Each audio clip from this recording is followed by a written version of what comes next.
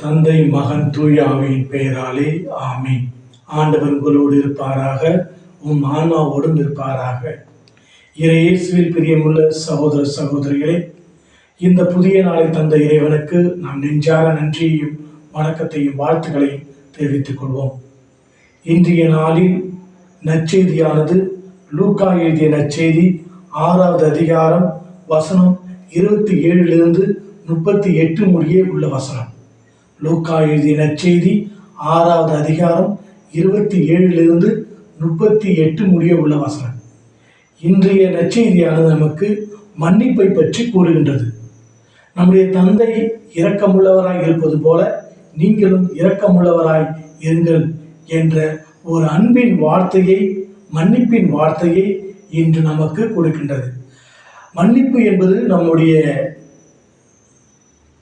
எதிரிகளையும் மன்னிக்க வேண்டும், அதாவது பகைவர்களையும் மன்னிக்க வேண்டும், அவர்களை முழு உள்ளத்தோடு மன்னிக்க வேண்டும், நம்முடைய துன்புறுத்தோருக்காக மன்னிக்க வேண்டும், நம்முடைய தொல்லை தருபவர்களையும் மன்னிக்க வேண்டும் என்ற ஒரு உன்னதமான கருத்தினை இன்றைய நற்செய்தி நமக்கு தருகின்றது. ஒரு சின்ன கதை. அனஸ்தாசியஸ் என்ற ஒரு புனிதர் இருந்தார். அவர் ஒரு குரு மடவாசி. அவருக்கு உதவி செய்ய எலியாஸ் என்ற ஒரு சிஷ்யன் இருந்தான்.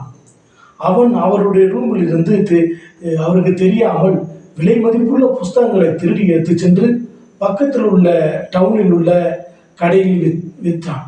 அப்போது அந்த கடையை சேர்ந்தவர், இந்த புத்தகங்கள்லாம் 1000 ரூபாய் பேரும் என்று கூறினார். அவனும் எனக்கு 1000 ரூபாய் போதும் என்று சொல்லிவிட்டான். ஆனால் அவர் சொன்னார், இல்லை, இந்த புத்தகத்தை நான் ஒரு நாள் வைத்திருந்து அடுத்த நாள் அதுக்கான காசு தருகிறேன், நீ சென்று வா என்று அனுப்பிவிட்டார். அடுத்த நாள் வந்தது.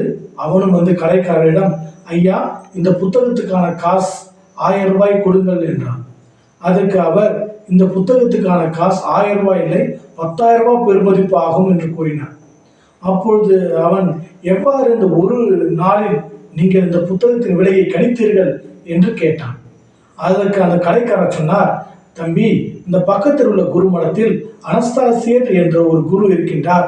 அவர் எனக்கு கொடுத்தால் அவர் வாசித்து விட்டு இந்த புத்தகத்தின் விலையை அவர் நிர்ணயித்து தருவார்.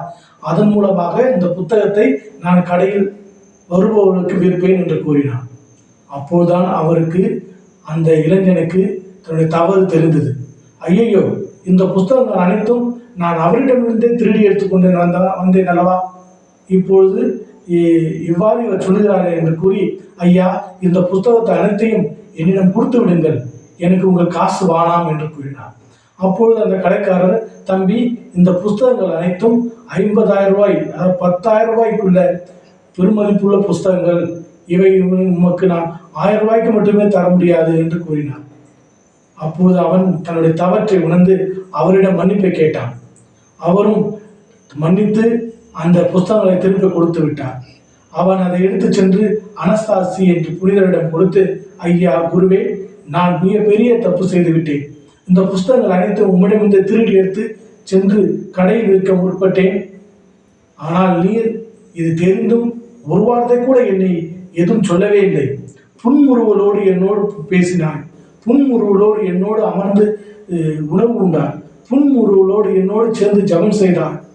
எவ்வாறு இது சாத்தியம் என்று கேட்டபொழுது அவர், இது எல்லாம் காரணம் அன்பு, மன்னிப்பு தான். நாம் அனைவரும் ஒருவரை மன்னிக்கின்ற பொழுது அங்கே சண்டை, சச்சரவுகள், கோபம் போன்ற தீய எண்ணங்கள் மறைந்து அன்பு, இரக்கம், கருணை போன்ற நல்ல எண்ணங்கள் பிறக்கின்றன.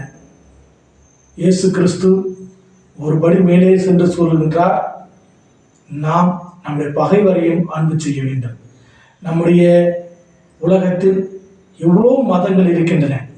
அந்த மதங்கள் எல்லாம் கருணையை பற்றி பேசுகின்றது, இரக்கத்தை பற்றி பேசுகின்றது, அன்பை பற்றி பேசுகின்றது, சந்தோஷத்தை பற்றி பேசுகின்றது, மன்னிப்பை பற்றி பேசுகின்றது. ஆனால் கிறிஸ்துவ மதம் மட்டுமே தன்னுடைய எதிரியையும் பகைவரையும் மன்னிக்க வேண்டும் என்ற ஒரு உன்னதமான கருத்தினை நமக்கு தருகின்றது. அன்புமிக்க சகோதர சகோதரிகளே, இந்நாளிலே இயேசுவோடு இணைந்து பயணிப்போம். இறைவன் நம்மை அன்பு செய்கின்றார், நமக்கு வேண்டிய அனைத்து ஆசையை தருவார்.